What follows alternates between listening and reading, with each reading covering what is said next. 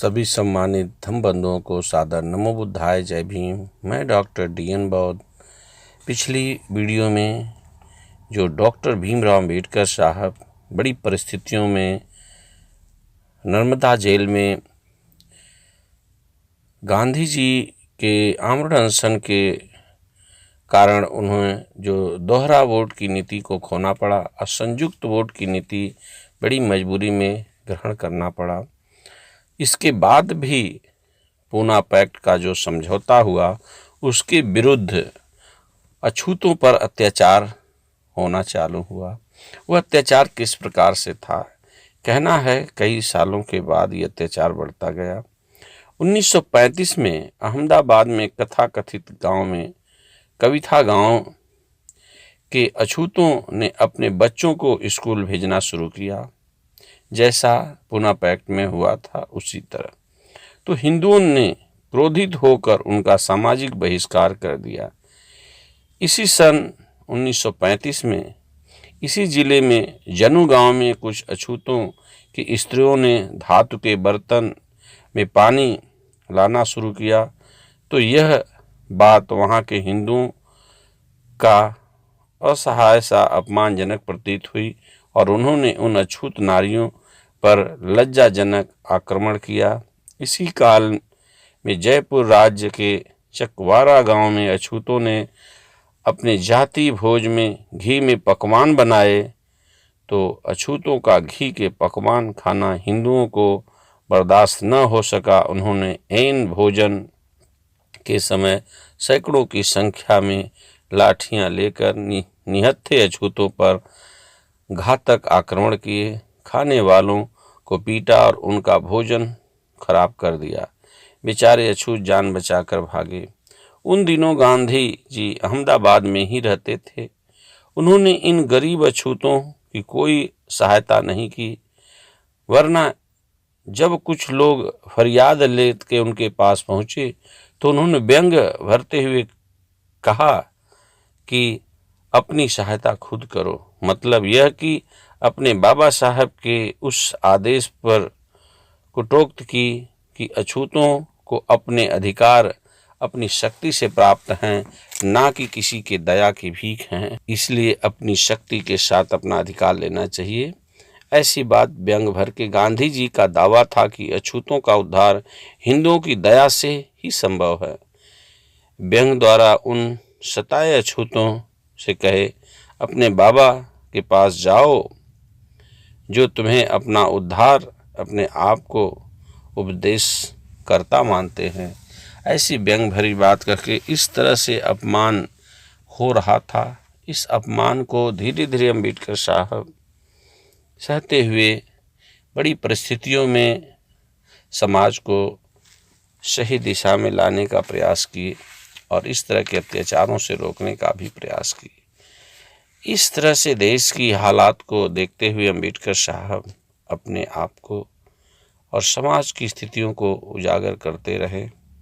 इन सब परिस्थितियों को देखते हुए अंबेडकर साहब ने सोचा कि जब तक ये अछूत भाई हमारे भाई लोग हिंदू में बने रहेंगे तो यह प्रक्रिया चलती रहेगी। इसीलिए बाबा साहब ने उस समय गंभीर ज्ञान अध्ययन में साधना में लगे थे। उन्होंने इन घटनाओं से बड़ा दुख हुआ क्योंकि वे गांधी की छाया के नीचे हुई थी। क्या पूना पैक्ट के लंबे लंबे आश्वासनों का यही अमल है? वस्तुतः पूना पैक्ट शुद्ध हृदय से नहीं हुआ। हरिजन सेवक संघ बनाए, जिसे यसियों को हरिजन कहने लगे, जिससे भी अंबेडकर साहब दुखी हुए, जिसके लिए दौरा करके गांधी चंदा जमा कर रहे थे। और जो हिंदू की एक संस्था थी, उनका ध्येय अछूतों का अस्पृश्य अतिशूद्र बनाकर उनको सामान्य शिक्षा देना, उसको हुनर सिखाना और हिंदू धर्म और हिंदुओं का भक्त बनाना पात्र था। उस समय स्वयं गांधी जी जन्ममूलक व्यवस्था का प्रतिपादन कर रहे थे। तब बाबा साहब ने बड़ व्यवस्था के खिलाफ आवाज़ उठाई तो उसे गांधी जी ने हिंदू धर्म का विरोधी माना। इस सब का फल जब एक निष्कर्ष निकला कि 13 अक्टूबर 1935 में नासिक जिले में एवला स्थान में अछूतों का एक विराट सम्मेलन हुआ, जिसमें अछूत नेताओं के हिंदू धर्म के विरुद्ध गर्मागर्म भाषण हुआ और बाबा साहब ने निश्चित रूप से यह एक ऐतिहासिक धर्मांतरण घोषणा कर दी कि इस तरह से जो अपमान हो रहा है, सब कुछ मिलने के बाद भी हिंदुओं का अपमान, अछूतों का हिंदुओं में अपमान है, इसलिए अछूतों का हिंदुओं में कोई स्थान न रहेगा न है। दुर्भाग्य से मैं हिंदू समाज में माने गए एक अछूत परिवार में पैदा हुआ हूँ। यह मेरे बस की बात नहीं थी, किंतु मैं हिंदू धर्म में मैं न मानूं और हिंदू रहकर मैं न मरूं, यह मेरे बस की बात है, ऐसा वक्तव्य अम्बेडकर साहब ने कहा। बाबा साहब ने अपने भाषण में इस घोषणा में के संबंध में कहा कि हमने हिंदू समाज में समता का दर्जा प्राप्त करने का बहुत प्रयत्न किया, सत्याग्रह भी किए, किंतु सब बेकार हुए। हिंदू समाज में समता के लिए कोई स्थान नहीं है। हिंदू धर्म का त्याग करने से ही हमारी परिस्थिति में सुधार संभव है। धर्मांतरण के सिवाय हमारे उद्धार का कोई दूसरा मार्ग नहीं है। बाबा साहब की इस घोषणा से हिंदुओं के सनातनी धर्म में खलबली फैल गई। गांधी, राजेंद्र प्रसाद, सावरकर आदि हिंदू नेताओं ने दुखद प्रकाश किया कि दूसरी ओर कि मुसलमान, ईसाई, सिख, बौद्ध के नेताओं ने अपने अपने धर्म में समानता के आधार पर बाबा साहब और उनके समुदाय को लेने का भी आग्रह किया कि हिंदू से निकलिए तो हम बौद्ध, ईसाई, मुसलमान, सिख बना देंगे। निमंत्रण भी देना प्रारंभ किए।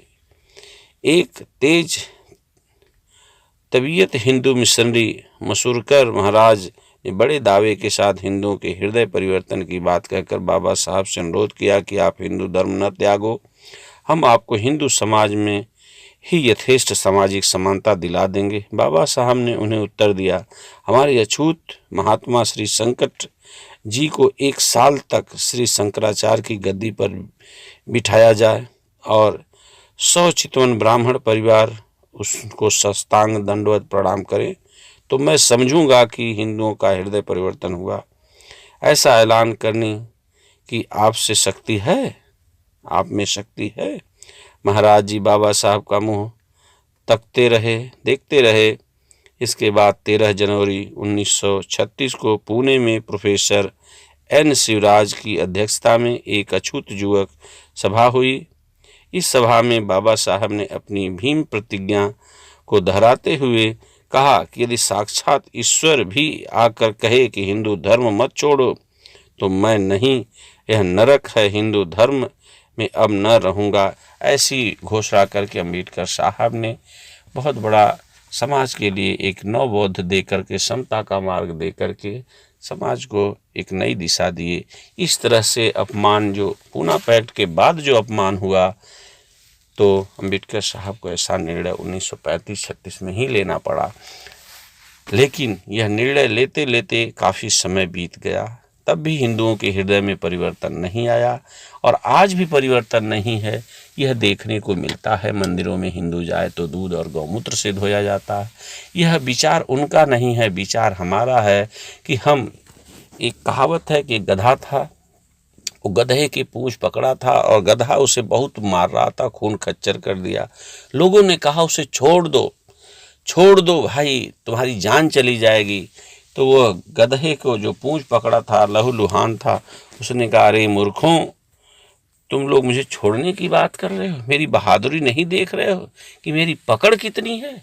तो यह समाज गधा है और गधे से भी गधा है जो गधे की पूंछ पकड़ा हुआ है, जो लतिया भी रहा है, अपमानित भी कर रहा है, आपका हक अधिकार भी छीन रहा है, रिजर्वेशन भी छीन रहा है, आपका मान सम्मान स्वाभिमान भी छीन रहा है, फिर भी उस गधे के लोग पकड़े हुए हैं। यह बड़ा दुख का विषय है। यह सोचना और समझना और अमल करना उस महान शक्ति को जिन्होंने आपके लिए सही और सम्यक संबुद्ध का मार्ग दिया। इन्हीं शब्दों के साथ सभी धम्म बंधुओं को सादर नमो बुद्धाय। जय भीम, जय भारतीय संविधान। बैकवर्ड